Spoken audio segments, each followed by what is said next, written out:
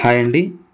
ఇంతకు ముందు వీడియోలో మనం 2025 గ్రూప్ 2 ఏపీ హిస్టరీ క్వశ్చన్స్ అన్ని కొన్ని డిస్కస్ చేసుకున్నాం.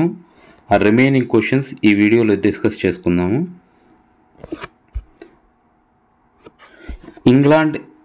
ఇంగ్లీష్ ఈస్ట్ ఇండియా కంపెనీ ప్రారంభించబడ్డ సంవత్సరం అని అడిగాడు. దీనికి ఆన్సర్ ఏంటంటే 1600 సంవత్సరం. 1600 సంవత్సరంలో 1600 డిసెంబర్ 31 బ్రిటిష్ ఈస్ట్ ఇండియా వర్తక సంఘం ఏర్పడింది. ఈ వర్తక సంఘం ఏర్పడినప్పుడు బ్రిటన్ ప్రధాని ఎవరంటే విలియం హాకిన్స్, ఇంగ్లాండ్ రాణి ఎవరంటే మొదటి ఎలిజబెత్, మొఘల్ చక్రవర్తి అక్బర్.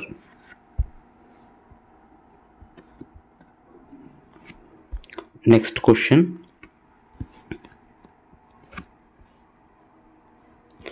ఆంధ్ర ప్రాంతంలో స్థానిక ధృవీకరణ అసర్షన్.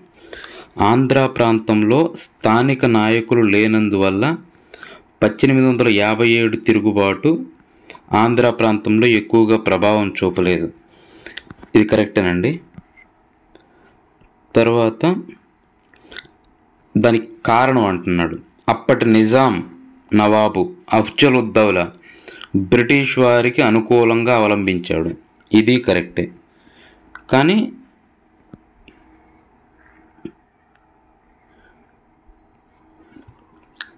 రీజను అసర్షన్కు వివరించదు. 1857 తిరుగుబాటు ఆంధ్రాలో చాలా తక్కువ ఉంటుంది.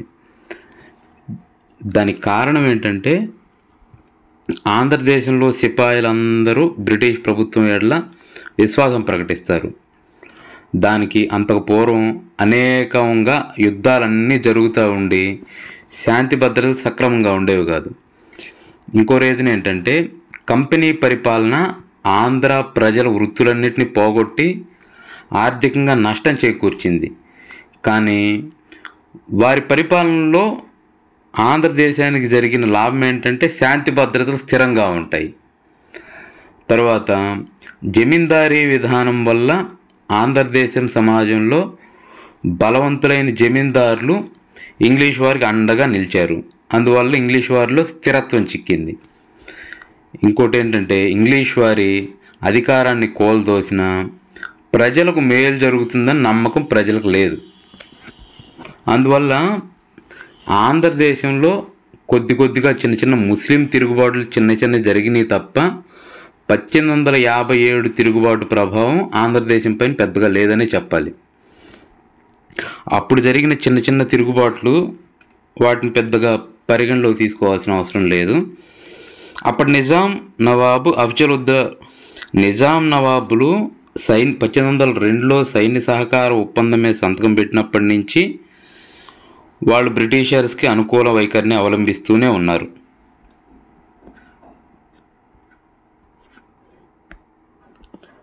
Next question, assertion. శాతవాహన అనంతర యుగంలో రోమ్తో వాణిజ్యం వర్ధిల్లింది అని ఇచ్చాడు. ఇది రాంగ్. శాతవాహనుల తరువాత ఏ రాజు కూడా నౌకా ముద్ర గల నాణ్యాలను ముద్రించలేదు. ఇది కరెక్ట్ అండి. శాతవాహనుల తర్వాత ఏ రాజు కూడా నౌకా ముద్ర గల నాణ్యాలను ముద్రించలేదు. ఆన్సర్ ఇది. శాతవాహన అనంతర యుగం అంటే ఇక్ష్వాకులు,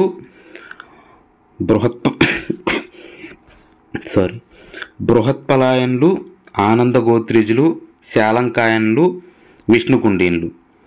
ఈ యుగంలో ఆ గ్రామాల్లో చేతి పరిశ్రమలు జరుగుతున్నాయని తెలిపే శాసనం ఏంటంటే విశపట్టి శాసనం. కానీ దాని ఉద్దేశం ఏంటంటే ఆ గ్రామంలో గ్రామ అవసరాలను తీర్చే ఉద్దేశమే కానీ విదేశీయ వాణిజ్యంగా కనిపించదు మనకి. ఇంకా శాతవాహనుల ఇక్ష్వాకుల శాసనాల్లో కనిపించే నిగమ సభలు, శెట్టి గహపతులు, శ్రేణుల ప్రస్తావన శాతవాహన అనంతర యుగంలో కనిపించదు. శాతవాహన యుగంలో ఉన్న ద్రవ్య సంబంధమైన ఆర్థిక విధానం కూడా క్షీణించింది. శాతవాహన యుగంలో అనేక నాణ్యాలు, సువర్ణాలు, కర్షపణాలు, పోటిన్ నాణ్యాలు, అనేక నాణ్యాలను ముద్రిస్తారు. కానీ ఆ తర్వాత యుగం అంతా వస్తు సంబంధమైన ఆర్థిక విధానంగా మారిపోద్ది, బార్టర్ సిస్టమ్ క్రింద. ఇక్ష్వాకుల అనంతరం నాణ్యాలు ముద్రించింది కూడా విష్ణు కుండిన్లు. కానీ శాతవాహనుల కాలం నాటి నాణ్యాల్లో ఉన్న పనితనం ఈ విష్ణు కుండీల నాణ్యాల్లో కనిపించదు. విష్ణు కుండీల నాణ్యాలు కూడా వాళ్ళు లోహము చాలా చౌకబారు లోహం అన్నమాట. అంటే రాగి పూత వేసిన ఇనప నాణ్యాలు, రాగి మలామా చేసిన ఇనుము నాణ్యాలను ఉపయోగిస్తున్నారంటారు. దానివల్ల ఆ కాలం నాటి ఆర్థిక దుస్థితి అర్థమవుతుంది. పరిశ్రమలు, వాణిజ్యం క్షీణించడంతో ప్రాచీన నగరాలు, వాటిని కలిపే రహదారులు పాడుపడిపోయినాయి. ఈ పరిణామాల వల్ల ఎంతో చైతన్యంతో కూడిన శాతవాహన యుగం నాగరిక జీవన విధానం క్షీణించి స్వయం పోషకమై బాహ్య సంబంధాలు మాత్రమే పరిమితమైన గ్రామీణ జీవన విధానం పెరుగుతుంది.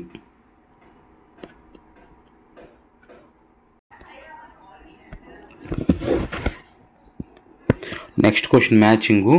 ఏపీ జాతీయోద్యమము.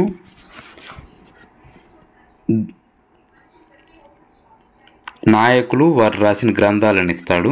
ఇవి చూడండి. దుగ్గిరాల గోపాలకృష్ణయ్య. దుగ్గిరాల గోపాలకృష్ణయ్యకు సంబంధించింది రామదండు. పర్వతినేని వీరయ్య చౌదరి పెదనందిపాడు ఉద్యమంలో పాల్గొంటాడు. అయ్యదేవర కాళేశ్వరరావు నా జీవిత కథ నవ్యాంధ్రం. త్రిపురనేని రామస్వామి చౌదరి కవిరాజు. ఆన్సర్ ఏంటంటే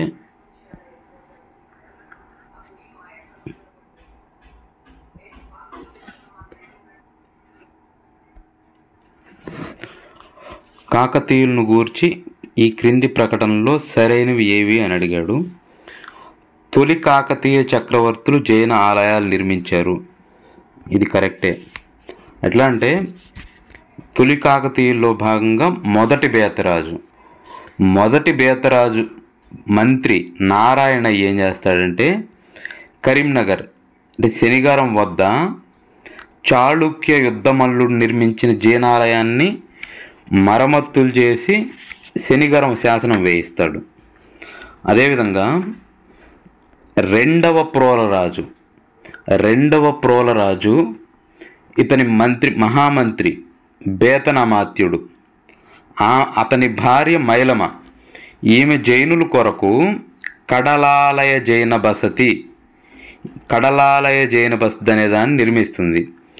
ఇదే పద్మాక్షి ఆలయంగా పిలువబడుతుంది అన్నమాట. కాకపోతే ఈ పద్మాక్షి ఆలయం ఆ తర్వాత గణపతి దేవుడి కాలంలో దాన్ని శివాలయంగా మారుస్తారు. కాబట్టి ఇది కరెక్టే. కాకతీయుల ఆలయాల్లో చాళుక్య ఆలయ నిర్మాణ ప్రభావం కనిపిస్తుంది. చాళుక్యులకి వీళ్ళు సామంతులుగా పనిచేశారు కాబట్టి ఆ ఆలయ నిర్మాణ ప్రభావం ఉంటుంది. ఈ కాకతీయుల ఆలయ నిర్మాణంలో ఈ పశ్చిమ చాళుక్యుల వాస్తు విధానాన్ని అనుసరించారు. ఇది కరెక్టే. 1000 స్తంభాల గుడి, అదే రుద్రేశ్వర ఆలయం. 1000 స్తంభాల గుడిని రుద్రేశ్వర, వాసుదేవ, సూర్యదేవులకు ఉద్దేశించిన త్రికూటాలయ శైలిలో నిర్మించారు. ఇది కరెక్టే. కాబట్టి ఆన్సరు 1, 2, 3, 4. ఈ రుద్రేశ్వర ఆలయాన్ని రుద్రదేవుడు 1163లో నిర్మిస్తాడు. ఈ 1000 స్తంభాల గుడి దీని శైలి ఏంటంటే త్రికూటాలయం. దాంట్లో శివుడు, విష్ణువు, సూర్యుడు ముగ్గురు ప్రధాన దేవతలు అన్నమాట. ఈ 1000 స్తంభాల గుడికి మధ్యల చెరువు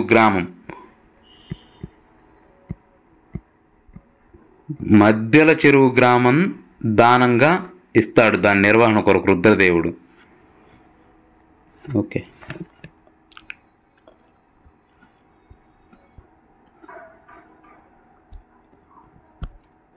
నెక్స్ట్ క్వశ్చను, ఆంగ్లేయుల మొదటి, చాలా సింపుల్గా అడిగారు, ఆంగ్లేయుల మొదటి కర్మాగారం కోస్తాంధ్రలో ఎక్కడ స్థాపించారు? మచిలీపట్నం. మచిలీపట్నంలో ఆంగ్లేయులు, బ్రిటిష్ వారు మొదటి వర్తక స్థావరం 1611లో నిర్మిస్తారు. దీనికి అనుమతి ఇచ్చిన గోల్కొండ కుతుబ్ షాహీ పాలకుడు ఎవరంటే మహ్మద్ కులీ కుతుబ్ షా. మహ్మద్ కులీ కుతుబ్ షా దీనికి అనుమతిస్తాడు.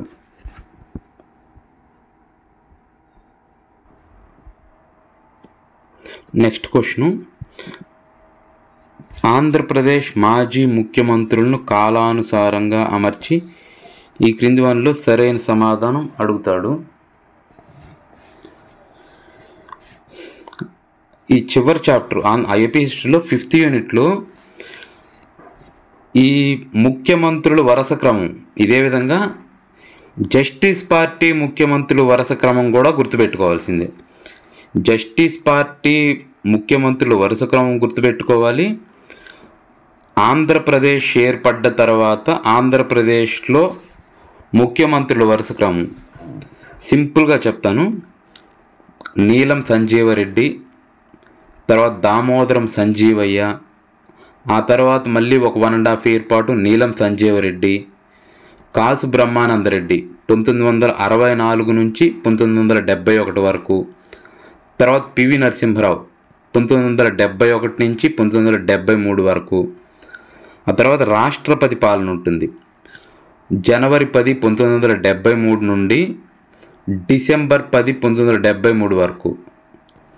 తర్వాత జలగం వెంగళరావు 1973 నుండి 78, మర్రి చెన్నారెడ్డి 1978 నుంచి 80, టంగుటూరి అంజయ్య 80 నుండి 82, భవనం వెంకట్రామరెడ్డి ఈయన 1982లో ఫిబ్రవరి నుంచి సెప్టెంబర్ వరకు ఉంటాడు. ఆ తర్వాత కోట్ల విజయభాస్కర్ రెడ్డి ఒక 4 నెలల కాలం పనిచేస్తాడు. తర్వాత 1983 జనవరి 9వ తారీఖున నందమూరి తారక రామారావు, ఎన్టీ రామారావు గారు. ఆ తర్వాత మళ్ళీ ఒక 1 month పాటు నాదెండ్ల భాస్కర్ రావు. ఆ తర్వాత మళ్ళీ నందమూరి తారక రామారావు 1985 నుంచి 1989 వరకు. ఆ తర్వాత కాంగ్రెస్ గవర్నమెంట్ ఉంటుంది. మర్రి చెన్నారెడ్డి 89 నుంచి 90 వరకు, నేదురుమల్లి జనార్దన్ రెడ్డి 1990 నుండి 1992 వరకు, కోట్ల విజయభాస్కర్ రెడ్డి 1992 నుండి 1994. తర్వాత ఎన్టీ రామారావు 1 year పాటు ఉంటాడు, 1994 నుంచి 95 వరకు. తర్వాత నారా చంద్రబాబు నాయుడు గారు 1995 నుండి 2004 వరకు. తర్వాత వైఎస్ రాజశేఖర్ రెడ్డి 2004 నుంచి 2009 వరకు ఒక టర్ము.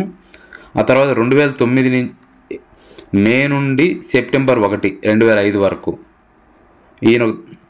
తర్వాత కొనిజేటి రోసయ్య 2009 నుంచి 10, ఎన్ కిరణ్ కుమార్, నల్లారి కిరణ్ కుమార్ రెడ్డి 2010 నుంచి 2014 దాకా. ఈ వరుస క్రమం అనేది బాగా గుర్తుపెట్టుకోవాలి.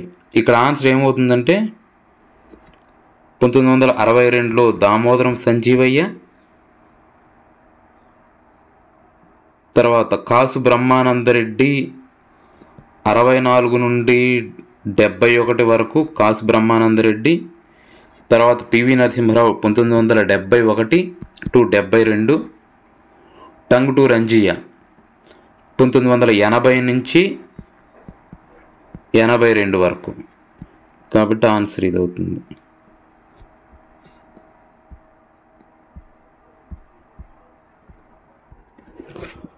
నెక్స్ట్ క్వశ్చన్, ఈ క్రింది ప్రకటనలో ఏవి తప్పు అని అడుగుతున్నాడు. Wrong answer. పాతరాతి యుగపు బిళ్ళసర్గం గుహలు అనంతపురం జిల్లాలో ఉన్నాయి అన్నాడు. ఈ స్టేట్మెంట్లో పాతరాతి యుగపు గుహలు, బిళ్ళసర్గం గుహలు, పాతరాతి యుగము, బిళ్ళసర్గం గుహలు ఇంతవరకు కరెక్టే. కానీ ఇక్కడ అనంతపురం జిల్లా అంటున్నాడు. అనంతపురం జిల్లా తప్పు. బిళ్ళసర్గం గుహలు కర్నూలులో ఉన్నాయి. బిళ్ళసర్గం గుహలు కర్నూలులో ఉన్నాయి. అక్కడ తలలు లేని జంతు కళేబరాలు అవేంటి అంటే ఎలుగుబంటి, పులి, కుందేలు మొదలైనవి దొరికినాయి అన్నమాట. కాబట్టి ఈ స్టేట్మెంట్లో ఇంతవరకు మాత్రమే కరెక్ట్, ఇది తప్పు. కాబట్టి ఇది తప్పు. నంద్యాల జిల్లాలో ఉన్న బెలూమ్ గుహలు భారతదేశంలో 2వ అతి పొడవైన గుహలు అంటున్నాడు. ఇది కరెక్టే. జంతువుల ఎముకలతో చేసిన ఎగువ ప్రాచీన శిలాయుగం నాటి పనిముట్లు భారతదేశంలో అంతట్లో కల్లా ఆంధ్రదేశంలోని కర్నూలు, ముచ్చట్ల, చింతమానుగన్లో గుహల్లో మాత్రమే లభించాయంటున్నాడు. ఇది కరెక్టేనండి. ఈ స్టేట్మెంటు కరెక్టే. కర్నూలు, ముచ్చట్ల, చింతమానుగన్లో బ్లేడ్లు, ఇక్కడ దొరికిన బ్లేడ్లు గుర్రం నాడ ఆకారంలో ఉన్నాయి. కాబట్టి ఆన్సర్ ఇదవుతుంది.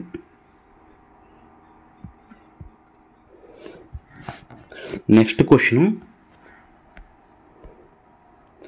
రామాయణ కల్పవృక్షం అనే రచనకు తెలుగులో జ్ఞానపీఠ అవార్డు పొందిన మొదటి తెలుగు రచయిత అంటున్నాడు. రామాయణ కల్పవృక్షం, శ్రీమద్ రామాయణ కల్పవృక్షం అనే పుస్తకం రాసింది విశ్వనాథ సత్యనారాయణ గారు. ఈ విశ్వనాథ సత్యనారాయణ, ఈయన బిరుదులు ఏంటి అంటే కవి సామ్రాట్ అనే బిరుదు ఉంది. ఈయన పుస్తకాలు ఏంటి అంటే ఆంధ్ర ప్రశస్తి, 1000 పడగలు, ఇది చాలా మంచి నవల అండి, 1000 పడగలు, శృంగార వీధి, ఏకవీర, ఇవన్నీ ఈయనకు సంబంధించిన నవళ్ళు. అయితే ఈ రామాయణ కల్పవృక్షానికి వ్యతిరేకంగా రామాయణ విషవృక్షం అనే నవలను ఈ ముప్పాళ్ళ రంగనాయకమ్మ గారు రాశారు. రామాయణ విషవృక్షం మొత్తం రామాయణంలో ఉన్న రామాయణాన్ని విమర్శనాత్మకంగా రాసిన నవల రామాయణ విషవృక్షం. శ్రీమద్ రామాయణ కల్పవృక్షం అని విశ్వనాథ సత్యనారాయణ గారు రాస్తే దానికి వ్యతిరేకంగా విమర్శలతోటి ముప్పాళ్ళ రంగనాయకం గారు రామాయణ విషవృక్షం అనే పుస్తకం రాసింది. నెక్స్ట్ క్వశ్చన్, ఈ క్రింది ప్రకటనలో సరికానిది అని అడిగాడు. కందుకూరి వీరేశలింగం గురించి ఎక్కడ ఏ మ్యాటర్ ఉన్నా తీసుకొని పుస్తకంలో రాసుకోవాలి, దాన్ని క్షుణ్ణంగా చదవాలి. ఆయన బిరుదులు, పత్రికలు, పుస్తకాలు, ఆయన సాధించిన కీర్తి, ఇయర్స్తో సహా, ఆయన పుట్టిన జననము, మరణము, డేట్స్తో సహా అన్నీ గుర్తుపెట్టుకోవాల్సిందే. ఇందులో భాగంగా ఏమడుగుతుందంటే కందుకూరి వీరేశలింగంను ఆంధ్రాలో పునర్వికాస ఉద్యమ పితగా కీర్తించారు. ఇది కరెక్టే. ఆయన బిరుదులు ఏంటి అంటే ఆంధ్ర సంఘ సంస్కరణోద్యమ పితామహుడు, ఆంధ్ర పునర్వికాస పితామహుడు, ఆంధ్ర వైతాళికుడు, గద్య తిక్కన, గద్య వాంగ్మయ బ్రహ్మ, యుగకర్త, రావ్ బహద్దూరు, దక్షిణ భారత ఈశ్వరచంద్ర విద్యాసాగరుడు. ఈ బిరుదు 1898లో మద్రాసులో భారత సంఘ సంస్కరణ సభ, ఆ సభలో కందుకూరి వీరేశలింగం అధ్యక్షత వహిస్తాడు. అప్పుడు మహదేవ గోవిందరనడే ఆయన వీరేశలింగం పంతులకి ఈ దక్షిణ భారత ఈశ్వరచంద్ర విద్యాసాగరుడు అనే బిరుదు ఇస్తారు. ఇవే కాకుండా 1893లో, ఈ ఇయర్ కూడా ఇంపార్టెంటే, 1893లో బ్రిటిష్ ప్రభుత్వం వీరేశలింగం పంతులు గారికి రావ్ బహద్దూర్ అనే బిరుదు కూడా ఇస్తుంది. కాబట్టి అది కరెక్టే. తర్వాత రెండో స్టేట్మెంట్, ది క్రిసెంట్ అనే ఆంగ్ల వారపత్రికను ముట్నూరు కృష్ణారావు స్థాపించాడు. ఇది తప్పు. ది క్రిసెంట్ అనే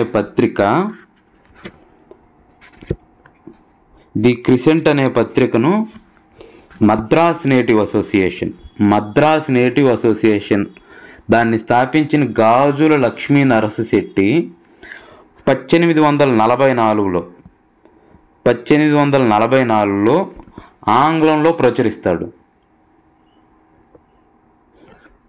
కాబట్టి ముట్నూరు కృష్ణారావు గారి పత్రిక ఇంకొక పత్రిక ఉంటుంది, ఆంధ్రభారతి అని.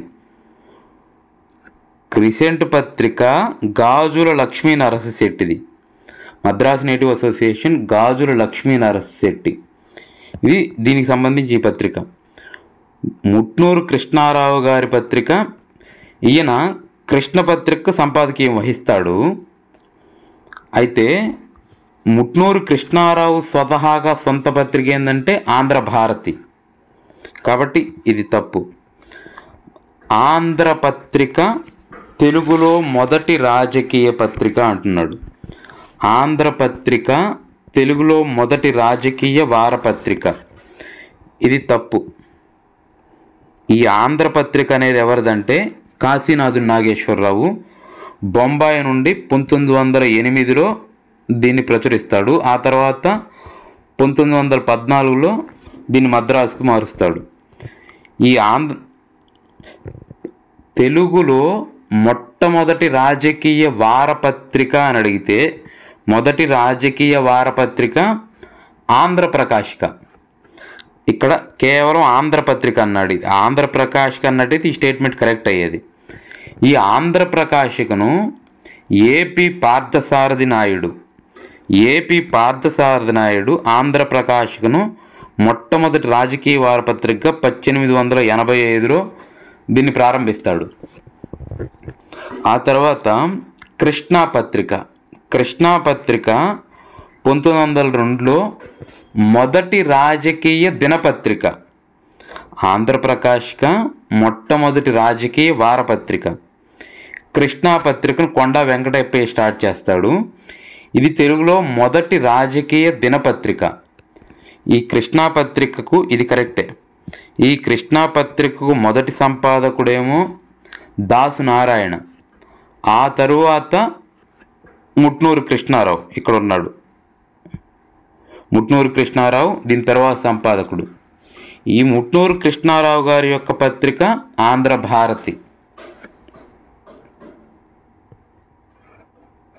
కాబట్టి ఈ రెండు ఆన్సర్స్.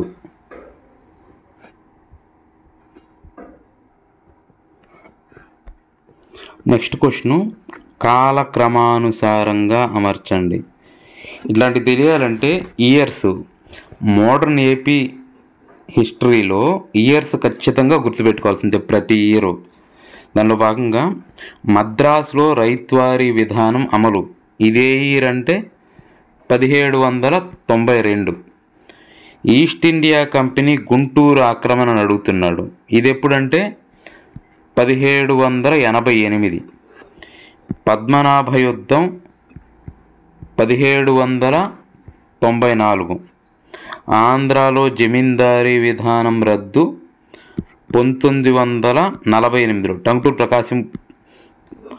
ప్రకాశం గారి కమిటీ నివేదిక ఆధారంగా ఆంధ్రాలో జమీందారీ విధానాన్ని రద్దు చేస్తారు. ఆన్సర్ ఏంటంటే ఫస్ట్ BCAD, ఇది ఆన్సర్ అవుతుంది.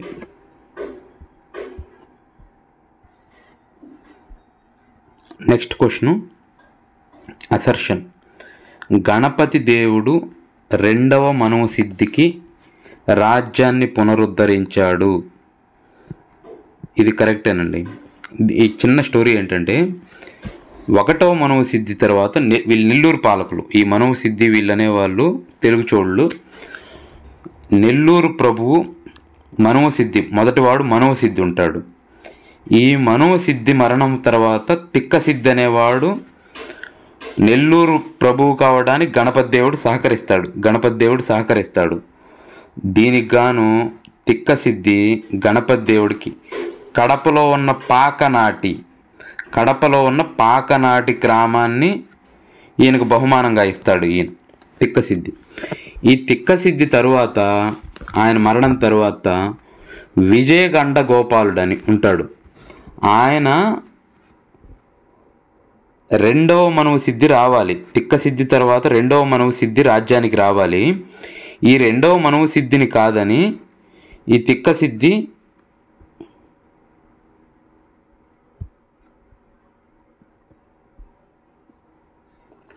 రెండవ మనవు సిద్ధిని కాదని విజయగండ గోపాలుడు సింహాసనాన్ని అధిష్ఠిస్తాడనమాట. అప్పుడు ఈ రెండవ మనవు సిద్ధి ఏం చేస్తాడంటే గణపతి దేవుడికి సహాయం అర్థిస్తూ ఆయన రాయబారిగా మన తిక్కన్న సోమయాజిని గణపతి దేవుడు ఆస్థానానికి పంపిస్తాడు. అప్పుడు గణపతి దేవుడు ఏం చేస్తాడంటే సామంత భోజుడు అనే అతన్ని పంపిస్తే ఆయన విజయగండ గోపాలుడిని ఓడించి ఈ రెండవ మనవు సిద్ధిని రాజ్యాన్ని పునరుద్ధరిస్తాడు. ఈ విధంగా తెలిపే శాసనం మనకేదంటే నాయనపల్లి శాసనం. నాయనపల్లి శాసనం అనేది మనకి ఈ విషయం మొత్తం తెలుస్తుంది.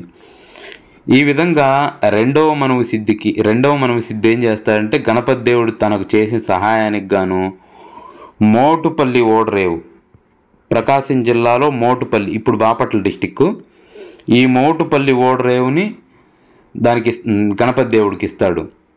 గణపతి దేవుడు ఈ మోటుపల్లి ఓడరేవుని ఒక అంతర్జాతీయ ఓడరేవుగా అభివృద్ధి చేసి అక్కడ మోటుపల్లి అభయ శాసనం వేయించి దాన్ని అక్కడ సిద్ధయ్య దేవుడు అనే అధికారిని నియమిస్తాడు.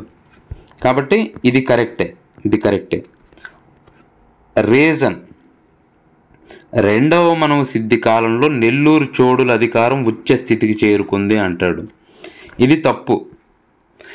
ఏమవుతుందంటే అసలు ఈ రెండవ మనవు సిద్ధికి ఆ తర్వాత ఈ నెల్లూరు రాజ్యం మీద పాండ్యులు 1263లో పాండ్యులు జటావర్మ సుందర పాండ్యుడు అనేవాడు దాడి చేస్తాడు. ముత్తుకూరులో దాడి చేస్తే అప్పుడు గణపతి దేవుడు మళ్ళీ సహాయంగా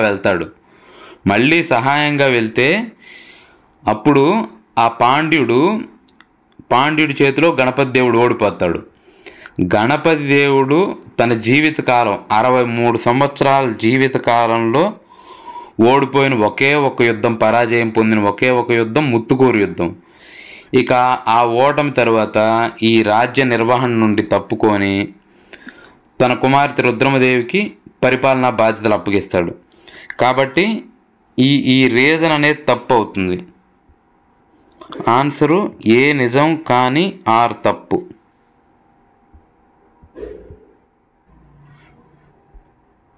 నెక్స్ట్ క్వశ్చన్ మ్యాచింగ్ అడిగాడు మోడర్న్ ఏపీ హిస్టరీలో భాగంగా. ఈ గ్రంథాలు ఈ రచయితల గురించి అడిగాడు.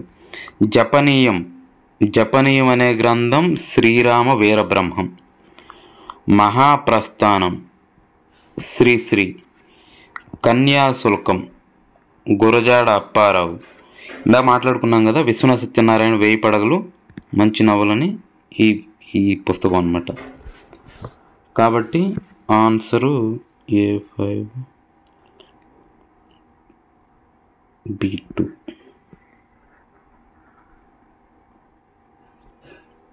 ఇది ఆన్సర్ అవుతుంది. ఓకే,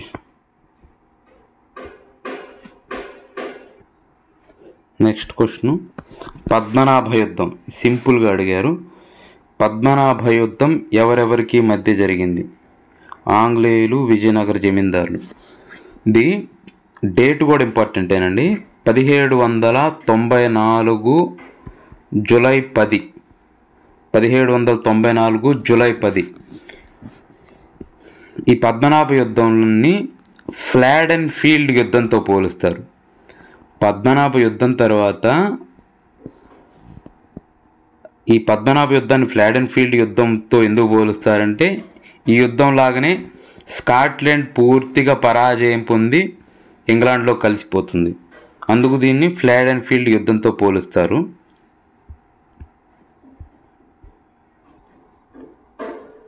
నెక్స్ట్ క్వశ్చన్ ఆంధ్ర మహాసభల మీద అడిగాడు.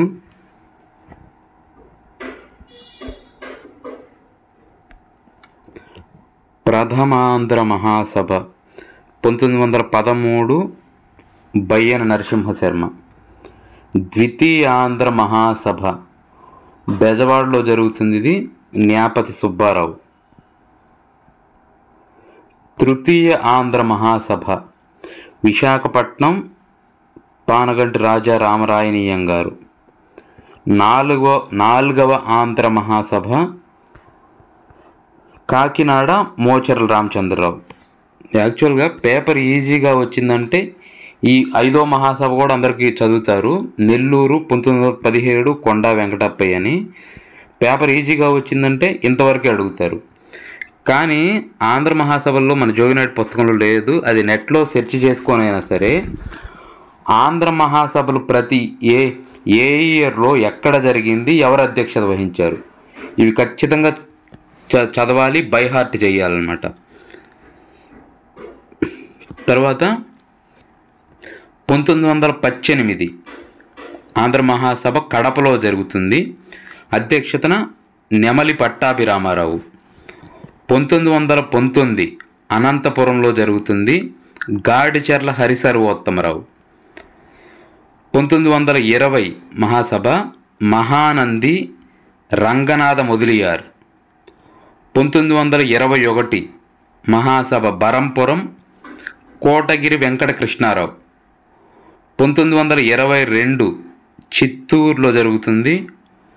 దానికి వేదం వెంకటరామశాస్త్రి. 1923 మద్రాసులో జరుగుతుంది. ఇది ఇంపార్టెంట్, కట్టమంచి రామలింగారెడ్డి. ఆ తర్వాత 1924లో జరగలేదు.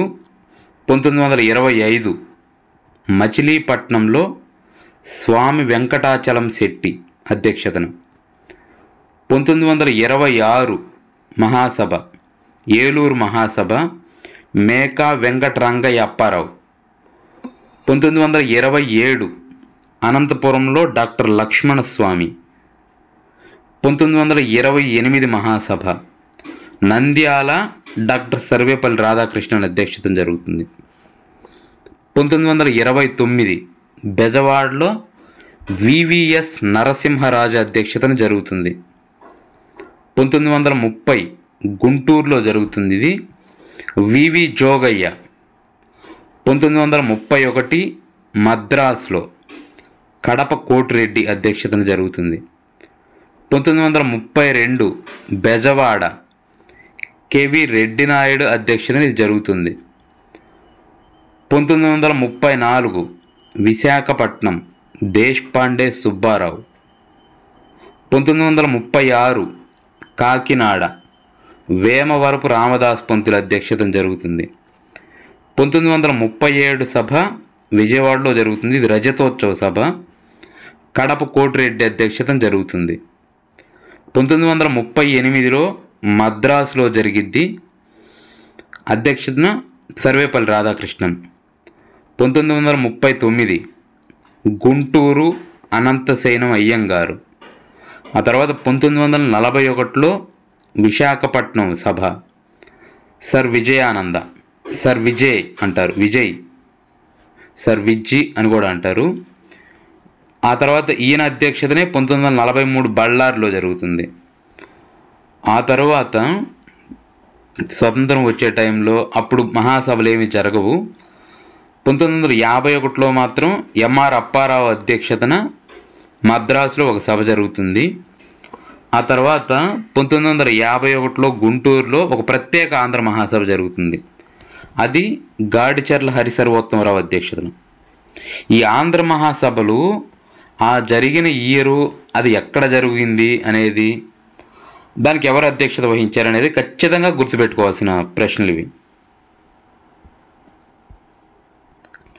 నెక్స్ట్ క్వశ్చను, ఈ క్రింది ఇచ్చిన ఏ చాళుక్య చోళ రాజప్రతినిధి తన పట్టాభిషేకాన్ని జననాథపురం ద్రాక్షారామంలో జరుపుకున్నాడు మరియు సర్వలోకాశ్రయ విష్ణువర్ధన బిరుదులను పొందాడు? దానికి ఆన్సర్ ఏంటంటే ముమ్మిడి చోళ.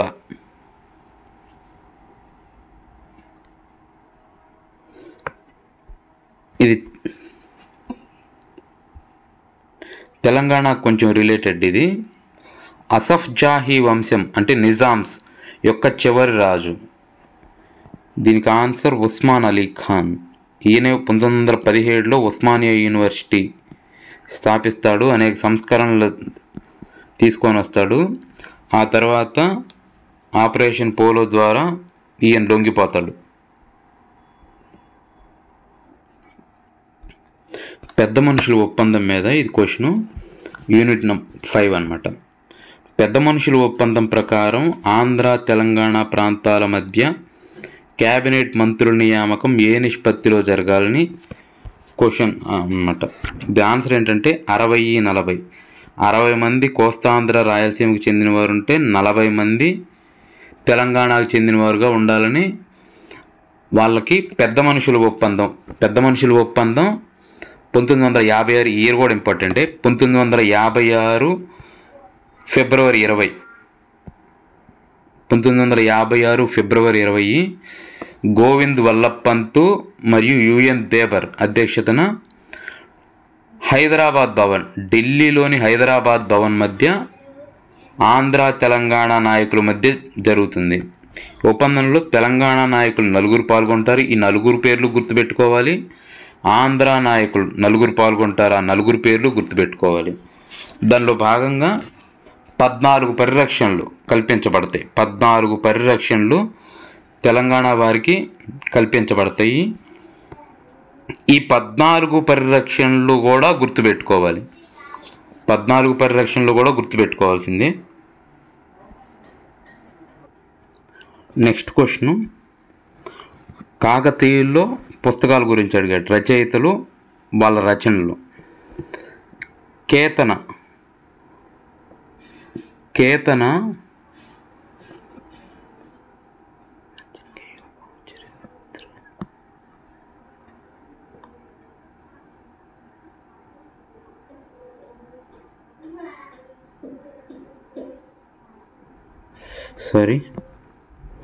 మంచన కేయూర బాహు చరిత్ర, కేతన ఆంధ్ర భాషాభూషణం, మారణ మార్కండేయ పురాణం, తిక్కన నిర్వచనోత్తర రామాయణం.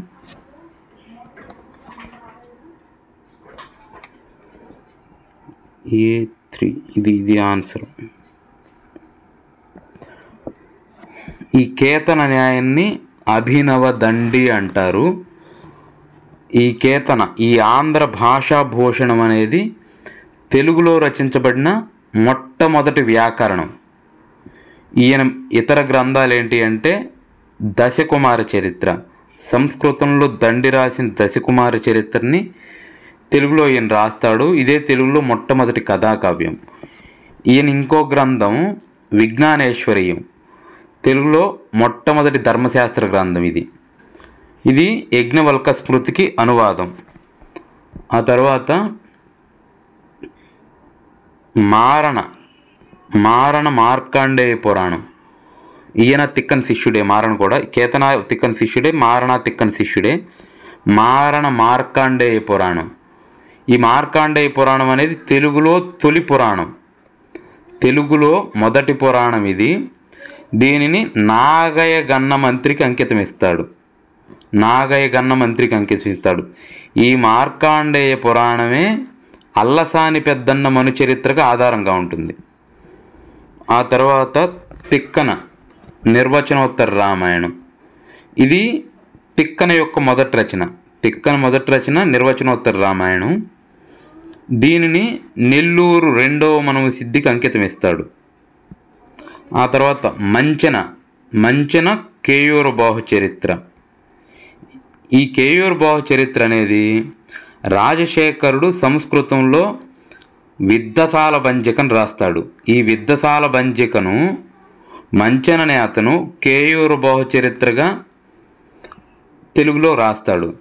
ఈ కేయూర బాహు చరిత్రలో చందోలు పట్టణం అంటే ఇప్పటి రేపల్లె బాపట్ల తాలూకా చందోలు పట్టణం గురించి చాలా మంచిగా వర్ణిస్తాడు.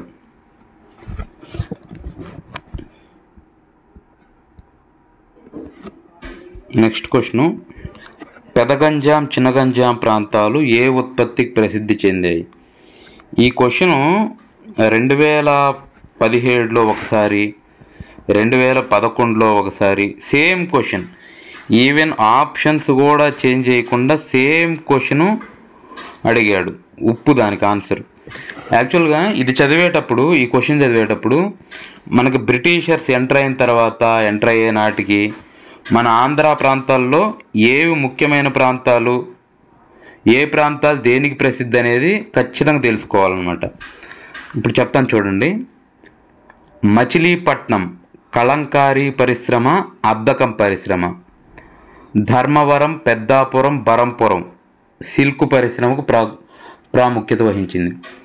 శ్రీకాకుళం మస్లిన్ వస్త్రాలు, నర్సాపురం సన్నని వస్త్రాలు, ఏలూరు తివాచీలు, కర్నూలు కంబళ్ళు, నెల్లూరు రుమాళ్ళు, ఇంజరము చేనేత, పుల్లేటి కుర్రు నేత బట్టలకు ప్రసిద్ధి. పల్నాడు వజ్రాలు, వినుకొండ లోహ పరిశ్రమ. ఇవన్నీ చాలా చాలా ఇంపార్టెంటు. 2019లో ఏం క్వశ్చన్ అడిగాడంటే వీటిలో నుంచి అద్దకం పరిశ్రమ, కలంకారీ పరిశ్రమకు ప్రసిద్ధి చెందిన ప్రాంతం అని అడిగాడు. మచిలీపట్నం ప్రాంతం. నెక్స్ట్ క్వశ్చను, పల్నాడులో పుల్లరి పన్నులు చెల్లించవద్దనే ఉద్యమాన్ని నడిపింది ఎవరు అని అడిగాడు. కన్నెగంటి హనుమంతు. పల్నాడు పుల్లరి సత్యాగ్రహం ఉద్యమ నాయకుడు కన్నెగంటి హనుమంతు. చీరాల పేరాల ఉద్యమ నాయకుడు దుగ్గిరాల గోపాలకృష్ణయ్య. పెదనందిపాడు ఉద్యమ నాయకుడు పర్వతనేని వీరయ్య చౌదరి. తర్వాత రంప తిరుగుబాటు 1922-24లో జరిగిన రంప తిరుగుబాటు నాయకుడు అల్లూరి సీతారామరాజు. సహాయ నిరాకరణ ఉద్యమం ఆ సమయంలో వచ్చిన ఈ 4 ఉద్యమాలు చాలా చాలా ఇంపార్టెంటు. ఇయర్స్, ప్రాంతాలు వాటన్నిటితో సహా, అక్కడ ఉన్న నాయకులు.